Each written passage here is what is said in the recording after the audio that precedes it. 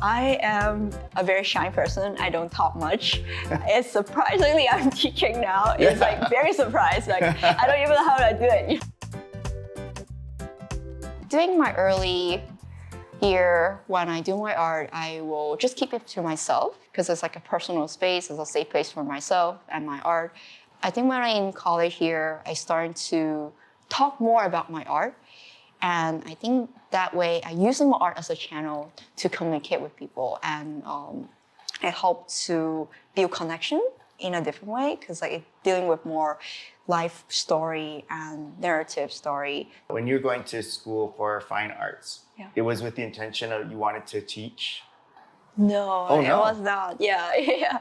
Oh. I am a very shy person. I don't talk much. It's surprisingly I'm teaching now. It's like very surprised. Like I don't even know how to do it. You know, but I feel like someone or something like for me, it's like my faith, like guiding me like step by step. The reason I stepped into teaching, because like the museum job that I had, I applied for like doing like installation work at the museum, the position on the field. So the art school had contacted me that, oh, we have this position open. So I start teaching there. The more I teach, and I also TA for my professor at UH, and I feel like she inspired me a lot in teaching, and not about just teaching the art skill, but how she connect with students. And she was my mentor. She's no longer here, but her name is Rin Basu, and she lived. I think she lives in Washington now. Yeah, but after my I graduation, thought she meant she's no longer here, like oh, no, alive. sorry. Like you know, she moved. Happy She moved. she's doing well. Yeah. So she was my mentor, and she cared me as a person more than just as a student, and she reached out to me even I graduate, and she's been really supportive in my teaching journey as well. Yeah, and then to see how she interact with students, and I got really inspired, and I really want to do. I want to like learn how to do this, and museum job has been providing me those opportunity. Do you remember the first class you had to teach and what it felt like? I was so nervous. I think I was like, almost like, oh, I have to really put up my face. Yeah, I feel like emotion that I can do it. I keep telling me, I can do it. I can do this. Yeah, I remember in the museum classroom there was like 20 students. Wow, that's a lot for the first class. Yeah, and I had one assistant, and I was assigned to teach high school kids. Yeah, yeah, it was like very interesting experience because like high school students are very quiet. Yeah, and I'm not good at socializing. That's why something I want to learn at that moment, and I keep trying to make conversation, but they have this blank face. Like, I just like, oh, okay. So I just focus on my art teaching, and they're really engaged in the art process. So I still enjoy it a lot, but it was very challenging for me because like English is my second language, and I really don't talk much. I can go 3 days or 5 days in a row without talking. I'm fine with that. Yeah. So being a teacher is a very surprising path that I teach. That I go into. Yeah. Well, that just shows how it's working. That even though you could not figure out how to communicate verbally with them, Right. that you still got them to... Yeah. And I feel like, I think working with high school kids really taught me that, because I am using art to express myself, and I feel like sometimes during teenager year with any culture, and maybe at that age it's hard to express what you're thinking. Yeah. I think that is the way that I can understand them, and I could show my artwork and show the way that I deal with the problem solving in the art making process, and how to build their confidence and also build their connection with each other. Yeah, we have like critique time and just like the guiding question, helping them to open up a little at a time. And by the end of semester, they able to really share, maybe have a little bit clear mind how they able to express themselves and what the story and meaning behind their artwork. Yeah. And then you also are doing work at the intermediate school, right? With Stevenson? Yes. So I work with like 3 classrooms, and they're EL students. the English language learner student, and I using art connect with social study and also language art. So our goal is to help them to draw and paint and make sculpture, depending on that year, that project. And then classroom teacher can like see what they do in art and get them to talk about their identity, their cultural things, and also home culture. And then in order for them to do some writing. I work with like 12 to 15 like cultural group at Stevenson.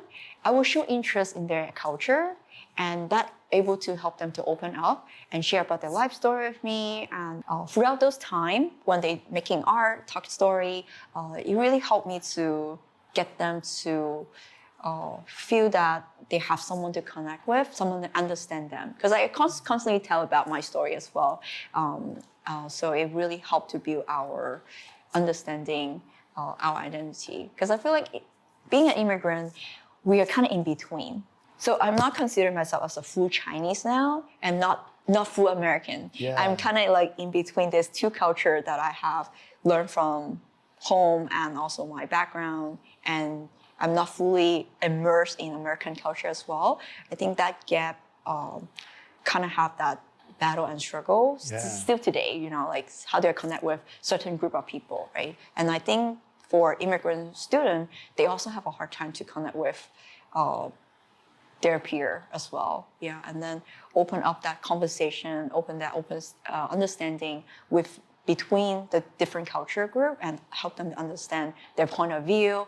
You have multiple students of which they have different languages. Yes, so they're all in the same class. Yes. Right? Do you see that there are relationships and connections that occur from these varying cultures and people with different languages?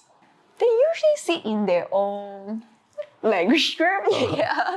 But when we share about our art, I think they were very engaged in that way because like they were surprised, and most of the time they get surprised or get curious about, oh, how come your culture have this type of value, you know, like things like that. And now teenagers are very big on Korean culture and Japanese culture, and we have students from those culture able to share a little bit more about the traditional side of that culture. I think there was a lot of like learning moments from there. Yeah, I have one student that come from Egypt. Wow. So that was very interesting. Yeah. So even I don't know much about Egypt or like Turkish, and they full on share about because like it's very unique, and I don't think there's any other opportunity for them to able to share. Like when you eat lunch, I don't think they will share about the culture thing, right?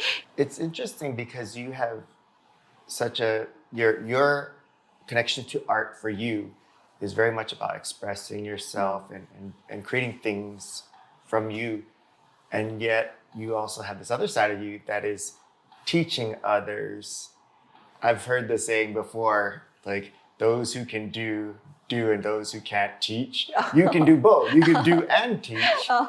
I'm curious, like what it is that it makes it possible for you to be an artist yourself who has so much of self-expression to do, yet you have still able to put your energy into giving to others to help them get things out of them. I think I need both I need those two experiences to balance my life out. Yeah.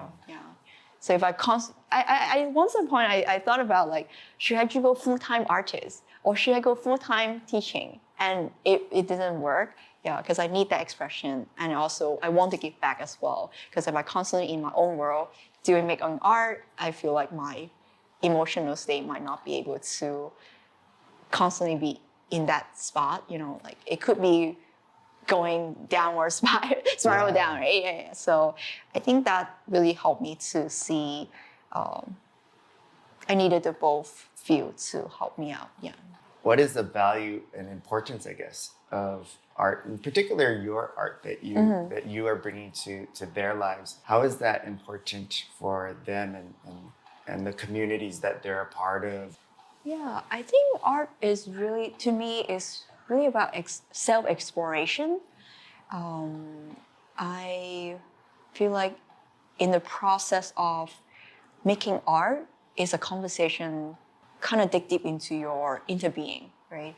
And then I want this experience able to, for me, it's like expression, and I hope that my art teaching able to bring out that side of student as well. Yeah, so hope that creating a platform through the dialogue. So I think for me, it's the art process that is most important than the final product. It's the conversation and share life moment that really help. It's the most important thing in art, in my perspective. Yeah.